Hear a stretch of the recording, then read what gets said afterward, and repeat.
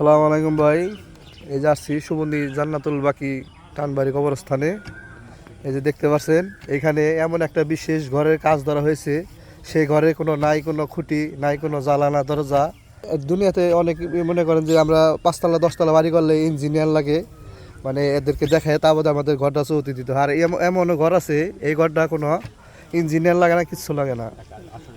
এই যে দেখতে পাচ্ছেন। আসসালামু আলাইকুম ভাই। এই যে কি যাও না না, হ্যাঁ। এই পর্যন্ত কয়টা খবর খুঁজছো? না না না, না। আমরা তো শুনতে পারছি যে তোমরা এই যদি কেউ মারা যায় হ্যাঁ। তাহলে মনে করে যে তোমরা কাজ কাম ফালায় রেখে এই জায়গায় কবর খুঁজো। আজকে তো তুমি সকালে যদি খবর হয় তাহলে কাজ কাম ফালাই থেকে খুঁজি। এই পর্যন্ত কয়টা খবর খুঁজছো? ছোটবেলা থেকে যদি শুরু করি তাহলে গোনা তাহলে 100-র উপরে হয়ে গেছে গা। 100-র উপরে না? হ্যাঁ। আর বর্তমান পুরো খবরে যে আছি তাতেও মনে হয় 50-60টা ছাড়া গেছে। 50-60টা? হ্যাঁ। আচ্ছা, এই খবরটা খুঁজতে আপনার মানে অনুভূতিটা কেমন লাগে? আমার কাছে ভালো লাগে, ভালো না লাগলে আমি কাজ বাদ দেখি আর করি।